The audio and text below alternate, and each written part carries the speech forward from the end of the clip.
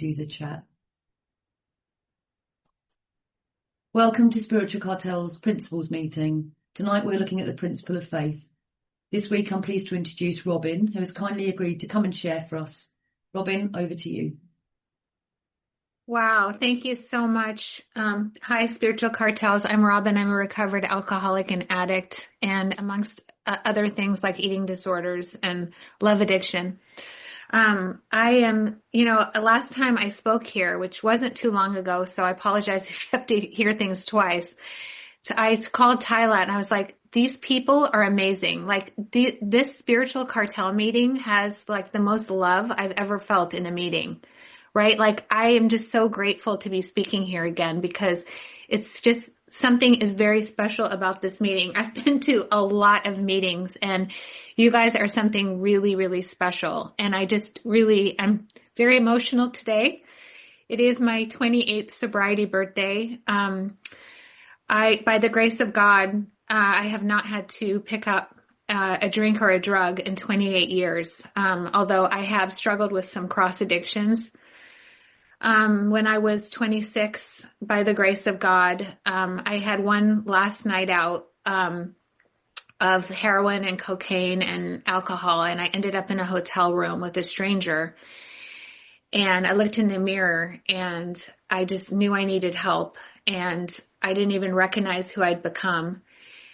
And I was incomprehensible, demoralized. And that day, I went into a restaurant, and a guy 12-stepped me and brought me to my first meeting. And back in 1997, I've shared this, it was not normal for a woman of my age to get sober, which is why I know even more that it was by the grace of God. Like the last thing I wanted to do when I was that age, after I had had a lifetime of partying since I was 13, was to sit with a bunch of like 80-year-old women smoking in a room of Alcoholics Anonymous and Cocaine Anonymous.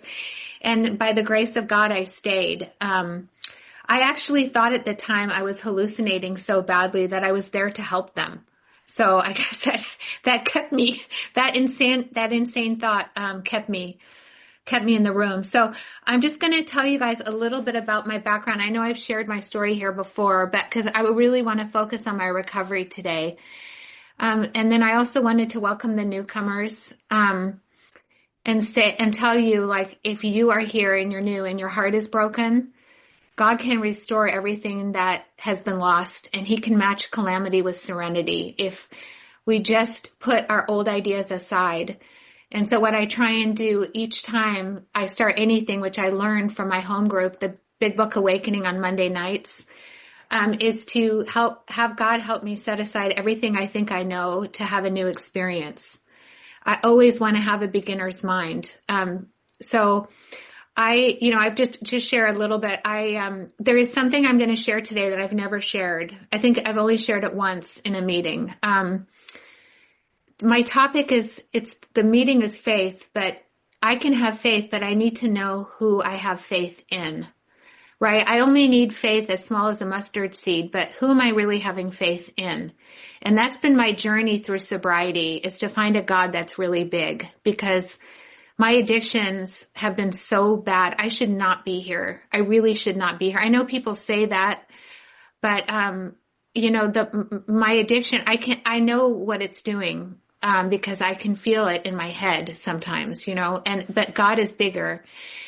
So I'll just say I'm originally from South Africa. I grew up there, and when I was about 2 years old, I drowned, and in that I was resuscitated out of a pool, and I actually had a near-death experience. And I don't talk about this, but this topic today is about God. And it was the most profound experience of my life. I was only 2, and I remember it was like yesterday. My spirit actually left my body. It's a long story, but I saw God, and time stopped. And God told me to come back. And I didn't realize until I did this last inventory that I was actually resentful. I felt like God had rejected me. It was the most love and peace that I've ever felt in my life. And then I came back to this earthly body. And in that, I do believe I received some spiritual gifts from that experience, which was I was highly, highly sensitive to everything. And I've always been really into the supernatural since then. So I think when I started using and drinking, and then we immigrated to the United States. It was an illegal immigration. It was very stressful. My dad became very abusive to me at a very young age, physically, a lot of physical and verbal abuse. And I found cocaine, which was my best friend, when I was 13, walking around the neighborhood, and a neighbor introduced me. And when I took cocaine, I was like, this is how my addiction works. The first time I did it, I was like, I'm doing this all the time. It didn't start out slow. It was like, I have to do this all the time. Like, this is the only way I start feeling normal, is when I start the cocaine. That's how it started. And because of my longing to meet God, the drugs and alcohol took me to places where I felt like I could connect. And I felt like not so alone in the beginning. And I know that a lot of you guys can relate to this. And I never was an atheist. I always knew that there was because of my near-death experience, there's no doubt in my mind that there's God. And I was into a lot of dark things. Like, during the time that I was using, I was involved with the Hollywood scene. I dropped out of high school. And I'm just going to say, because, if you're new, the trauma is really, really real. Some of the stuff that happened to me as a young woman in LA, like a teenager, was really bad. I mean, I went through a lot of different things. I don't want to say everything, but there was a lot of sexual trauma that I went through. And then the beatings, that I was receiving at home. I was taken out of my house by Child Protective Services. It was really bad. And the drugs kind of kept me alive, the drugs and alcohol. It was like my identity and my life. And I led a lot of people to them. During that time, it was just like the cycle, right, that we get into. Like, the more I used, the more I drank, the more things happened, the more shame I felt. And then I was in this vicious cycle. And listen, this is the disease. I was separated from God. And that's why I say, like, when I work with newcomers and they tell me they're atheists, this is the way I see it. If something is controlling you, like every day I'd wake up and say, I'm not going to do this today, and then I do it, and I can't stop it, and I have completely lost power of choice, that means that thing is my God. So I've never met an addict who's an atheist, right? Like, meaning, and I don't mean to offend someone by the word God or atheist, but I wanted to read that. It says here in the big book on page 10, when ministers and the world's religions, I parted right there. When they talked of a God personal to me, who was love, supernatural strength, and direction, I became irritated and my mind snapped shut against such a theory. Right? And that's why I said, open your mind to a new experience. If I am being mastered and by a drug or alcohol or a relationship, right? Because that was my addiction too. That becomes my master and I become its slave, and that becomes my God, right? I have no power of choice. And that's why I reached such a bad bottom, is because there was just one traumatic situation after the next. And in a way, I'm kind of grateful that it got so bad when I was so young, because I don't think I would have gotten to the end of myself. And I, failed out of high school. Like I said, I was, sleeping on people's couches. I was, and within, a couple months of me getting sober, my best friend died in a car accident. My boyfriend committed suicide. I cannot explain to you how bad it got. It really got bad. What kept me sober? It was not myself. How did I stay sober when I had that much pain? Right? It was not myself. And after a while in sobriety, and I'll jump up a little bit, I, by the grace of God, met my future husband, who's now not my husband. This is my second husband. But I think God put my first husband in my life for a reason, because he came from a very good family, and it just really, really stabilized me. But when I was newly sober, the way it was is I had very bad PTSD. I had very bad depression. I had anxiety. I had nightmares. Like it was just, Tyla knew me back then. I couldn't even stand next to somebody without flinching. I couldn't touch somebody. I was so traumatized. And by the grace of God, I stayed sober. And my story in recovery is I could not get well, you guys, until I went through the steps. This disease is so strong, and I believe that God put this on Bill Wilson's heart to write these steps. It goes directly to if I'm diabetic and I need insulin, if I have cancer and I need chemotherapy, if I'm an addict, I cannot get well just based on the meetings. Meetings alone got me really sick. But it kept me sober, which I'm very grateful for. But I was going to like 2 meetings a day. I just wasn't drinking in between. I was told to put the plug in the jug, and it was really bad. I was just tormented, totally tormented. And by the grace of God, after a few years, I did stay sober. I met Tyla. Tyla met a guy named Mark Houston, who, Tyla, she's like me. When she gets addicted, she's like, I need that right now.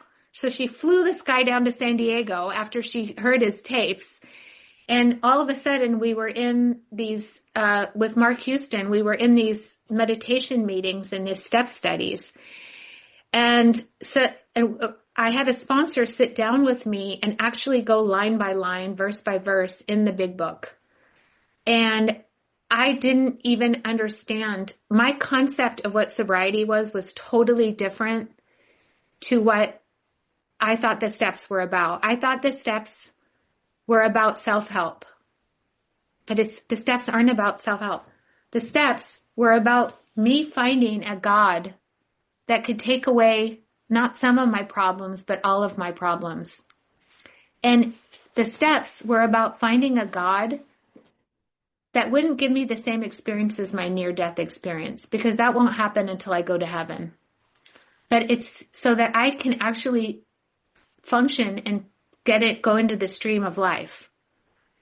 So that I'm not just here living for my flesh and the pleasures of the flesh. It's that I'm here for a purpose. Being a mother is a purpose to me, right? I love my daughter. So it says here, and this was me in the spiritual malady, which I know you guys can relate to. So I was sober, but this was happening. We were having trouble with personal relationships. Yes. We couldn't control our emotional nature. Yes. We were prey to misery and depression. We couldn't make a living. Well, I did end up going to graduate school in sobriety, and I was a therapist, but I couldn't work because I had so much PTSD from, your therapist can't work. Feeling of uselessness, full of fear. I had panic attacks, right? Like anxiety, depression, and I couldn't be of real help to other people because I was angry at everyone. And a basic solution of the bedevilment's more important than the newsreels of lunar flight. Of course it was. And then it says, when we saw others solve their problems by a simple reliance upon the spirit of the universe, we had to stop doubting the power of God. Our ideas did not work, but the God idea did. So, wow. I mean, you guys, can you imagine? This is written for us. This is written for us. And by self-help, I can't internalize this and change and rearrange my thoughts. I can't. But by the grace of God, through the steps, through admitting I am powerless, this thing has me. I can't stop on my own, regardless of how hard I try. I would tell myself so many times, I'm not going to do this today. I can't do this today. I promise you I won't do this today. And I couldn't stop. I couldn't stop. And that is insanity, right? And then to come to believe that a power greater than myself can restore me to sanity. And what does that even mean? That means that the insane thoughts, and here's what they were. You're worthless. You're a piece of crap. You deserve to die. You're no good to anybody. You're ugly. You're fat. Those were in my head 24/7, right? That a power greater than myself, that God who loves me more than anything else, even if people reject me, that this God of the universe could love me and restore my mind and my body and my spirit so that the physical allergy would be taken away from me and I would no longer crave. I would no longer mentally obsess over this. This was an obsession 24/7, 24/7. So, but I've got to straighten out spiritually. Wow, that's that. And then the third step, to turn my will and my life over to God. What does that mean? That means when things are happening that I don't understand, and I go, why, God? Why did this happen? Why did my daughter's uncle commit suicide a year ago? Right? Why is this person drinking too much? Why is my daughter not loving God? Whatever it is, I have to rely on God, not my finite self. I cannot be wise in my own eyes. What does God's will mean? It doesn't mean I put a quarter in a machine and I get what I want. That's not the God of my understanding. It means, you know what? Is it God's will for this to happen? And am I supposed to have more faith? Am I supposed to build character in my life? Am I supposed to show strength to others? How can I do God's will today, even though I feel depressed? You guys, my depression has not gone away. I still have days where I feel really low, but I don't let that, God gives me the strength to not let that control me. And then my fourth step, oh man, I know some people say I didn't think I was resentful. Oh, Tyler, remember how angry I was? I was so angry. I never thought, oh, I'm not angry at anyone. I felt so wronged, and some of them were justified, right? Like when you're 14 years old and your dad starts beating on you, that's a reason to be angry. I was very angry. I wanted him to protect me. I wanted him to love me. I loved my dad since I was a little girl. He used to dance with me to Louis Armstrong. And here he was beating on me, right? What happened when I did a 4-step on my dad? It took 10 4-steps. You know that my dad is one of my greatest friends today. I have every justifiable reason to hate my dad, to make him the reason that I was an addict, right? But how many men did it affect after that? Oh my gosh, I just ran through men's lives like a tornado. I didn't even realize how angry I was, how selfish I was, and how I couldn't give to anyone. I was punishing every man after my dad. I could not stay faithful, right? So that 4th step, and being really honest, not leaving anything out, and telling one person all of my secrets, right? Like everything that I was keeping hidden, and doing a thorough inventory and seeing how fear has run me since I had my near-death experience. I came back and my fear was rejection. That is my biggest, I felt like I made up that God rejected me. And now any person that rejected me after that opened up this huge God wound. I couldn't see that in my own eyes. And then all of a sudden, as I went through this inventory, as I started seeing these character defects, which by the way, I can't change. Some of them I still have. Like, I will speak the truth, even regardless of what the effect is sometimes. I will just speak my mind. Some of the selfishness I still have, some of the depression I still have. Sometimes I have bouts of the eating disorder that come back. But I don't question that because God will remove those as he sees fit. It's helped me to rely on him, right? So as I went through this, and this is just for me, I was in a meditation and Jesus came to me through a vision and I gave my life over to him. And everything from that point changed for me. So I'm going to talk about Jesus because if someone could talk about a football, I can talk about Jesus. And the torment stopped. The torment stopped. I was tormented, like literally tormented. And I'm getting emotional as I started making my list.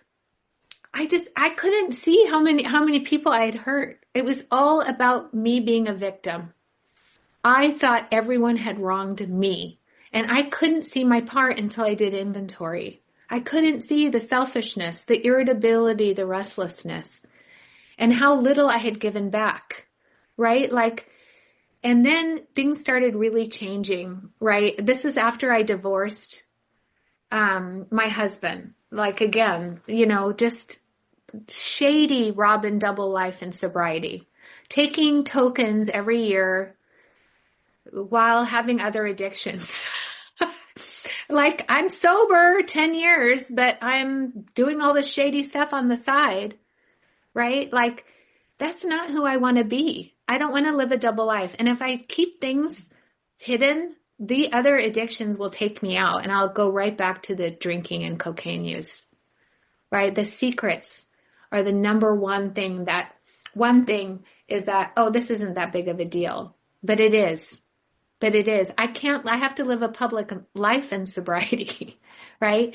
And then those amends, oh my gosh, those amends were every time I did an amend, even if the person didn't accept the amend, there was something sewn up in my soul. God was restoring my soul back to the person that I was before my near-death experience. And I got, on the outside, I ended up, getting my master's. I was a high school dropout. I got a master's degree. I was in a very chaotic, love-addicted relationship, which I got sober from. I met my husband. All the while, and this is only by the grace of God, my daughter, I did such a good job compared to what it could have been. I've always turned my daughter over to God. So I parented her really well. Even in the midst of my addiction, she was always number one. Her name is Jaden. She's 21 now.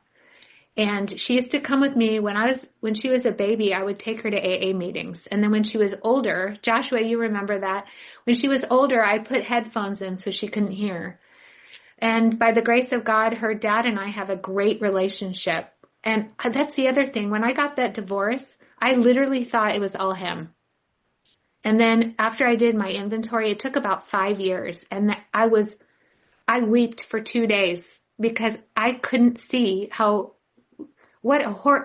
he would come home from work and I would hand him the baby and go off with my other guy. Who does that and still thinks the other person's wrong? That's what I'm saying, you guys. The biggest thing I got to say is I couldn't see. God gave me eyes. I saw things through the addict eyes. And when I see things through the addict eyes, I'm the victim, everyone else is wrong, and I deserve this. And then God gave me a new pair of glasses that I could only get through the steps. And the glasses were so big, but he gave me them. And I put them on, and I could see things. And I have the goosebumps when I say that. I did a life review, just like I did in my near-death experience, but I was alive. And I got to see God loved me enough to correct me. Right? This is not all new age, spiritual guru, I'm so great. I am selfish. And I need to be able to be corrected by my sponsor, by the steps, and by God. So that I can say, I've reached the end of myself. I don't want to live the way that I've been living anymore. God, help me be useful. Thank you, Lord, that I did not commit suicide, because that was right there at a couple points in my sobriety, but because I wasn't enlarging my spiritual life. So I don't know how long I've been talking, but the spiritual life is not a theory. We have to live it. Faith without works is dead. And so I implore you, if God is something that makes you shut your mind off and your heart has been hardened, but you're still in the grips of your addiction, or you're sober and you're miserable, depressed, all of that. God can restore all of that if we just open our minds to him, because our disease does not want us to. There's a war that's always going on. It's for our souls. And today, when I leave this life and I go and see my Maker, I want to know, when I do a life review, I want to know that I was able to give love. I want to know that I was able to receive love and give love, because nothing else matters. Everything I have today will be gone. All the material things, that doesn't matter. And I want to be around people that love God. And if they don't, I want to be around them even more, because you know what? The true thing of my sobriety is not when people are treating me well. The true character of my sobriety is when people are treating me horribly. And I'm able to not take abuse, but I'm able to love them despite how they're treating me. And maybe that doesn't mean being around them, but I don't want to live in resentment. I have to forgive right away. I don't have the dubious luxury to have resentments, right? And we're at the holiday season, and this is a really lonely time for a lot of us. No one experiences loneliness like alcoholics. I've never seen. It's because we feel separated from God. And there's a part of our spirits that's always longing for God. That's why we are who we are. We felt pain. We felt heartbreak. We felt trauma that most people don't feel. And we have a way out, and we have each other. So if nobody, I love that shofar always says this, if nobody has told you that they love you today, I can tell you that without you, I wouldn't be here. Without you, because you represent God. And I love my life today. My husband and I went to the beach this morning. We looked at the water and we talked about forgiveness. We talked about prayer. We gave all the glory to God. We have 2 kids, 21 and 20. You know, my stepdaughter and my daughter. And I know how much I love my daughter with every single piece of my being. And I know that God loves me and loves you 10 times more than I love my own daughter. So that doesn't mean just because we have bad circumstances happen or trauma happen that God doesn't love us. It's how do I have faith in those times? How do I pick up the phone and tell someone I'm lonely today? I don't want to be, and how do I accept myself, right? Like, God didn't make me to go to holiday parties and do small talk. It is literally like clawing the chalkboard for me doing small talk. I'm just not really designed that way. I can't do it. So I do it, but if I'm there, I will try and help somebody. There's always someone, when you go somewhere and you're nervous, there's always someone that's more nervous than you, right? So it's like, how can I be of help? And the drunks don't invite us anymore. We got left out of so many parties this year, huh, babe? They're all drinking. I don't want to be a part of that. I want to be in the fellowship of the Spirit, and that's with you guys. And I am so, so, so grateful, Joshua, Tyla, Pat, Shofar, and all of you in Spiritual Cartels, because you just feel there's something, and Sean's here. I can just feel there's just something so special about this meeting. I can't really explain it, but it has to be God.